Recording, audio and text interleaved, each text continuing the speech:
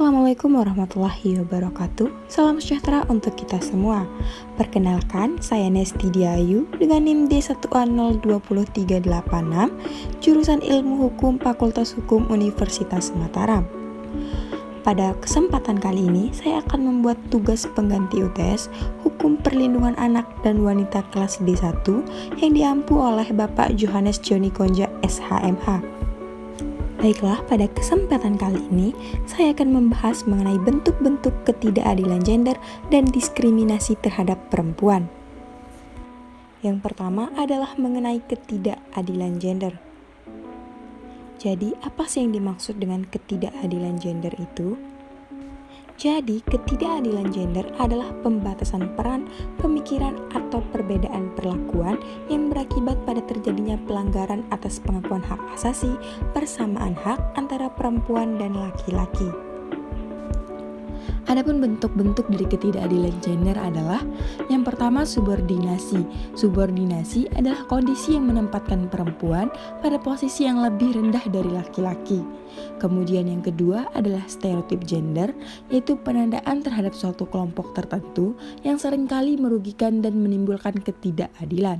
Contohnya, pendapat bahwa perempuan itu sering berdandan untuk menarik perhatian lawan jenis. Kemudian yang ketiga adalah beban ganda.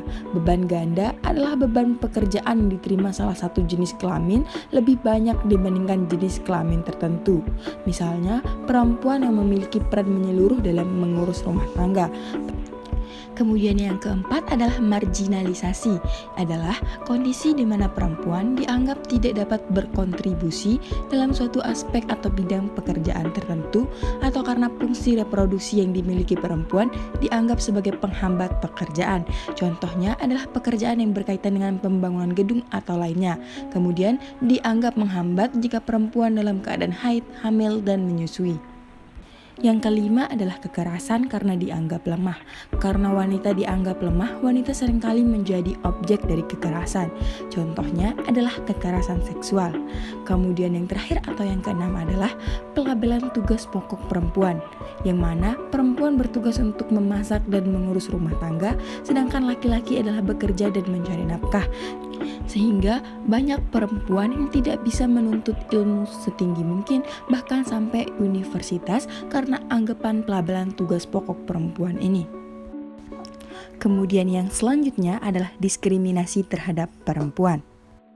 Diskriminasi terhadap perempuan adalah melanggar asas persamaan hak dan rasa hormat terhadap martabat perempuan, merupakan halangan bagi partisipasi perempuan atas dasar persamaan dengan kaum laki-laki dalam kehidupan politik, sosial, ekonomi, dan budaya. Adapun bentuk-bentuk diskriminasi terhadap perempuan, yang pertama adalah pelecehan seksual, yang kedua stereotip, yang ketiga pembatasan kesempatan, dan yang keempat diskriminasi budaya. Yang pertama adalah pelecehan seksual. Pelecehan seksual adalah tindakan yang bernuansa seksual baik melalui kontak fisik dan non-fisik. Kekerasan seksual di Indonesia sendiri sering sekali terjadi terhadap perempuan, bahkan anak-anak. Apabila kita melihat menurut data dari Komnas HAM, sepanjang tahun 2020 tercatat kekerasan terhadap perempuan sebanyak 299.911 kasus. Hal ini menunjukkan angka yang sangat tinggi dan memprihatinkan. Padahal semua orang itu bebas untuk hidup sejahtera dan merasa aman. Kemudian yang kedua adalah stereotip, yang mana suara laki-laki biasanya lebih didengar daripada perempuan. Hal ini biasanya sering terjadi di dalam dunia kerja, yang mana laki-laki dianggap lebih serba bisa dibandingkan perempuan. Yang ketiga adalah pembatasan kesempatan. Misalnya, perempuan tidak bisa bergabung atau sangat sulit bergabung dalam bidang tertentu.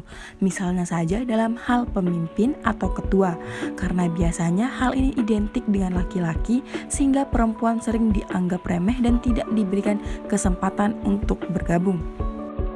Yang selanjutnya adalah diskriminasi budaya perempuan di Indonesia, yang mana perempuan Indonesia sering sekali terjebak dalam pernyataan bahwa urusan perempuan sebatas urusan dapur dan rumah tangga. Selain itu juga stereotip bahwa perempuan itu lemah dan tidak pantas dijadikan pemimpin, sehingga hal ini membatasi kesempatan-kesempatan bagi para perempuan karena adanya budaya yang terus-menerus berlanjut dan tidak diubah untuk kedepannya. Padahal seharusnya semua orang berkedudukan sama dan berhak untuk melaksanakan apapun yang dia mau selama tidak melanggar hak asasi orang lain dan norma yang hidup di masyarakat. Diskriminasi yang sering terjadi terhadap perempuan juga adalah diskriminasi pendidikan, yang mana perempuan dianggap tidak perlu berpendidikan tinggi karena nantinya harus bertugas mengurus rumah dan anak. Kemudian diskriminasi sosial terkait sikap dan kebebasan perempuan, misalnya perempuan yang pulang malam walaupun dengan alasan bekerja atau belajar. Selanjutnya adalah diskriminasi dunia kerja, yang mana banyak tempat kerja yang lebih memprioritaskan laki-laki dalam dunia kerja untuk mengemban tugas. Yang selanjutnya juga adalah diskriminasi fisik perempuan yang sering sekali menjadi ejekan hanya karena bentuk tubuh, warna kulit, dan lainnya. Itulah bentuk-bentuk ketidakadilan gender dan diskriminasi terhadap perempuan yang menganggap bahwa perempuan harus dilindungi karena dianggap lemah dan tidak mampu. Padahal perempuan adalah perempuan yang kuat dan tangguh dan tidak seharusnya menjadi objek diskriminasi dan kekerasan, karena kita semua memiliki hak yang sama yang dijunjung tinggi dan diakui di Indonesia oleh hukum positif dan konstitusi. Sekian materi yang akan saya sampaikan terkait bentuk-bentuk ketidakadilan gender dan diskriminasi terhadap perempuan. Mohon maaf apabila ada salah kata. Apabila ada pertanyaan dan tanggapan, dapat ditaruh di kolom komentar. Terima kasih.